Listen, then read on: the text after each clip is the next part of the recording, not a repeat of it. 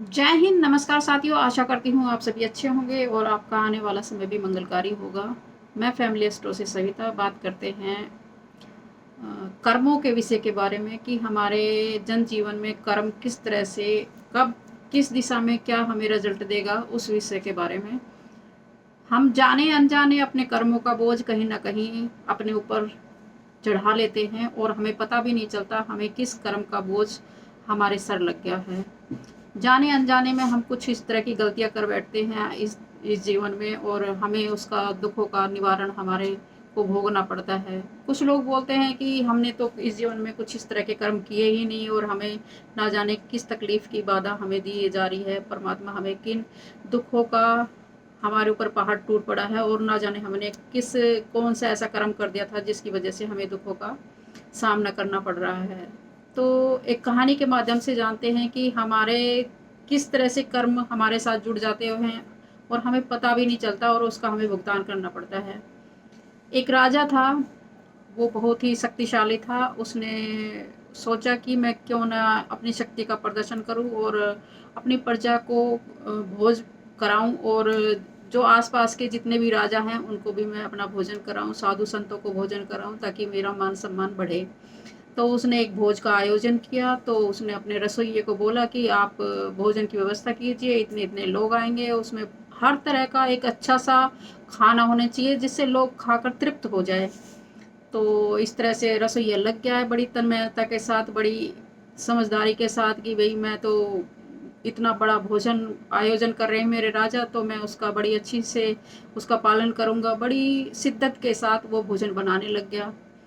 तो एक चील जा रही थी ऊपर से, उसने सांप मुंह में दबाया हुआ था कहीं ना कहीं। वो तो जो चील का भोजन है वो सांप है, और सांप कहीं ना कहीं अपने बचाने के चक्कर में, तो कहीं ना कहीं वो अपने बचाव के चक्कर में ऊपर से गुजर रहा था। तो उसकी कुछ जहर की बूंदें उस भोजन में आके गिर गई।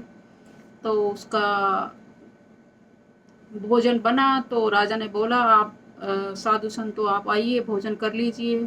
तो उसमें से कुछ साधु संतों को जो भोजन कर रहे थे उसमें कुछ को उल्टियाँ लग गई, कुछ की मृत्यु भी हो गई, और किस तरह से एक चाहते हुए भी अनचाहा सा इस तरह से माहौल हो गया कि जिसमें दुख और परेशानी का कारण बन गया। तो राजा ने सोचा कि मैंने तो कभी ऐसे सोचा भी नहीं था कि मैं इस तरह का, ये पता नहीं ना जाने कहाँ से ये जहर आ गया या इस तरह से इसमें आ गया, और मैंने तो कभी सोचा भी नहीं था। रसोईया को भी ऐसे लगा कि मैंने ये मेरे मेरे जीवन में ऐसे कैसे हो गया कि मैंने तो इसमें जहर डाला ही नहीं और ये जहर कैसे आ गया इसमें।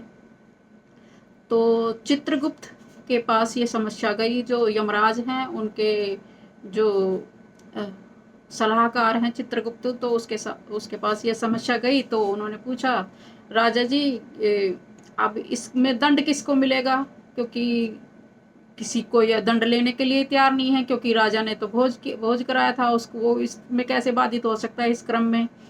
और जो रसोइया था उसको तो पता भी नहीं था, उसने तो इस जानबूझकर तो कोई गलती की नहीं। और जो चील है उसका तो भोजन सांप है, सांप उसको भी हम बाधित नहीं कर सकते, इस कर्म में नहीं बांध सकते। और जो सांप है वो तो अपने बचाने के चक्कर में करेगा ही, क्योंकि उसका तो जहर उगलना ही, उसका तो जो उसके शरीर में है जहर, तो वो तो जहर ही उगलेगा। तो इस तरह से सभी ने सोच उन्होंने बताया कि ये तो कोई कर्म लेने के तैयार ही नहीं है, तो हमें इस पर किसका, इस पर कर्म देना चाहिए ताकि इसकी सजा उसको मिले। तो चित्रगुप्त ने बोला कि अब तो हम इसको कुछ सजा ही नहीं दे सकते, क्योंकि जो कोई भागीदारी नहीं है इसमें तो किसी की। तो यमराज ने बोला, कुछ समय रुक जाइए, फिर देखते हैं किसके सर इसका भुगतान होता है। कुछ समय बीत गया। फिर जो और राजा थे बोले कि आपने तो फिर दोबारा भोजन कराया ही नहीं उसके बाद, तो वो तो आप लोगों की इस तरह की कोई गलती ही नहीं थी, लेकिन फिर भी जाने अनजाने में जो कुछ हुआ है उससे तो आप लोगों को वो होना नहीं चाहिए, क्योंकि आप फिर से कोई भोजन कराइए। तो लोगों के, राजाओं के कहने से तो फिर उस राजा ने फिर से भोज रखा। तो भोज रखा तो उसमें फिर से लोग आए। तो जो लोग आए तो उसमें कहीं ना कहीं कुछ लोग रास्ते में जब दूर से आए थे, कुछ लोग रास्ते में विश्राम करने लगे, और विश्राम करते हुए पूछने लगे कि वो राजा फलाना जी का घर का किधर है, उसका महल किधर है। तो जो रास्ते में बुढ़िया बैठी थी या जो व्यक्ति बैठा हुआ था उसने बोला, अरे वो राजा जिसने कुछ समय पहले अपने खाने में जहर मिलाकर अपना लोगों को मार दिया था, तो क्या तुम उसके घर जा रहे हो? वो तो सामने रहा ना, देख लो ना, वो तो सामने दिखाई दे रहा है उसका घर। तो जाने अनजाने में हम इस तरह से कुछ ऐसी गलतियां कर बैठती हैं कि जिस तरह से हमें उसका भुगतान करना पड़ता है। तो ये बात जब चित्रगुप्त को पता लगी तो इस तरह से निंदा हुई और इस तरह से उसका वो हुआ।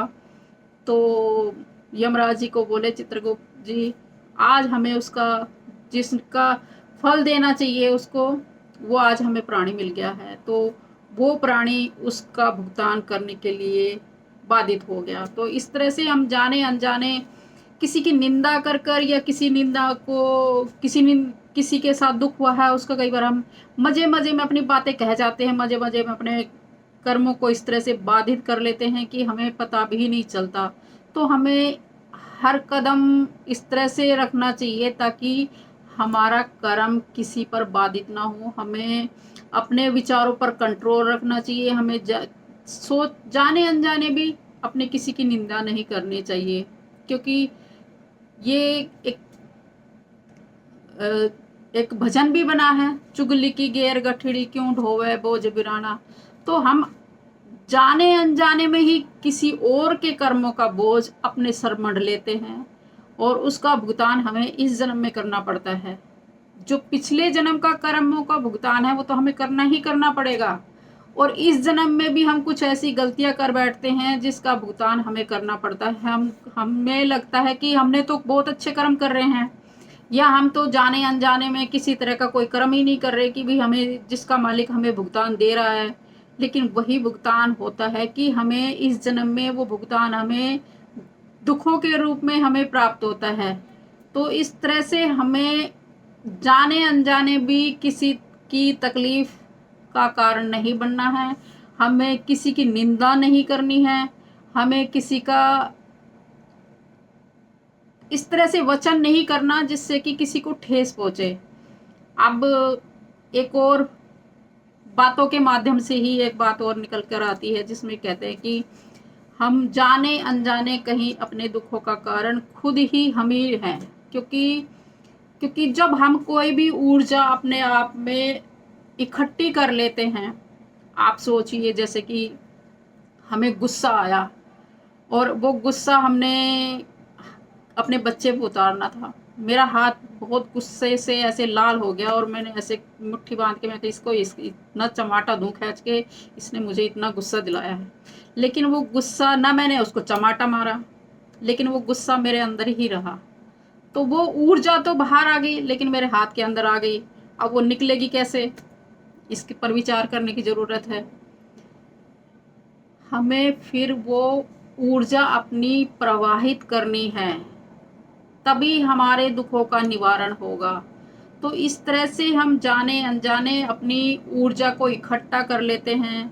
अपने विचारों में ही कहीं ना कहीं इस तरह से अपने विचारों में ही किसी का कुड़ते रहते हैं, सड़ते रहते हैं, यार उसने ये कर दिया, यार उसने ये कर दिया, यार उसकी इतनी बड़ी गाड़ी है, यार उसका ये है। लेकिन हम अपने विचारों में ही कुड़ते रहते हैं। तो वो कुड़ना ही हमारी ऊर्जा है वो इकट्ठी होती रहती है और वो हमारा एक बीमारी के रूप में हमारे सामने निकल कर आती है। तो इस तरह से हम जाने अनजाने में इस तरह से गलतियां करते हैं और अपने कर्मों का बोझ, अपनी बीमारियों का कारण हम खुद ही बन जाते हैं। तो इस तरह से हम गलतियां ना करें। अपने जीवन में सुख का अगर अनुभव करना है तो उस परमात्मा पर छोड़ दो। वही एक ऐसा माध्यम है जो आपकी हर दुख का निवारण करने वाला है। क्योंकि हम जाने अनजाने में कुछ इस तरह की गलतियां करेंगे। अगर हमने मान लीजिए, अगर हम कई बार इस तरह से बात आती है कि हम अगर क्षमा मांग ले तो शायद हमारा कर्म वो बाधित ना हो। लेकिन क्षमा हम मांगते कहाँ हैं? हमारे अंदर इतना अहम भरा हुआ है, हम जाने अनजाने में वो खुद ही अंदर कुड़ते रहते हैं। क्योंकि ये जो पूरा शरीर है कहीं ना कहीं एक हमारा खुद ही पूरा एक, आप इसको देखोगे ना, इसको समझने की कोशिश करोगे तो परमात्मा हमारे शरीर के अंदर ही है। जो पूरे जो 10 के 10 अवतार हैं वो हमारे शरीर में ही हैं। उसको अगली वीडियो के माध्यम से मैं आपको बताऊंगी कि किस तरह से हम एक एक अवतार से कैसे कैसे आगे निकलते हैं, और उसको हम अपने अवतार को अपने अगर उसमें ढाल ले, अपने शरीर को उस अवतार में अगर हम अपनाते हैं तो हम जीवन में कभी दुख पा ही नहीं सकते। क्योंकि जो हमारा एक एक जन्म लेते हैं तो वो कौन सा अवतार है, क्योंकि आप माँ के पेट में होते हो और माँ के पेट में किस तरह का जब मतलब स्टार्टिंग का अवतार है, क्योंकि माँ के पेट जल तत्व होता है और उसमें सिर्फ हम मछली की तरह से तैरते रहते हैं, तो वो हमारा मत्स्य अवतार हुआ। तो इस तरह से हमारा पूरा शरीर कहीं ना कहीं हमारे शरीर के अंदर ही पूरे 10 के 10 अवतार है। चाहे तो आप कल की अवतार को भी अपने शरीर में धारण कर सकते हैं। पर क्या है कि हम जाने अनजाने सांसारिक मोह माया में, या फिर लगा लो हम कहीं एक ही अवतार में अटके रह जाते हैं, ताकि हमारा अगला जो अवतार है हम उसको प्राप्त ही नहीं करते। हम सांसारिक मोह माया में जो नीचे के द्वार हैं हम उसी में रह जाते हैं। हम ऊपर के आगे चक्कर अपने जो हमारे 10 के 10 चक्कर हैं उन किस तरह से अपने जीवन में उसको ढालना है हम उसको ढालते ही नहीं हैं।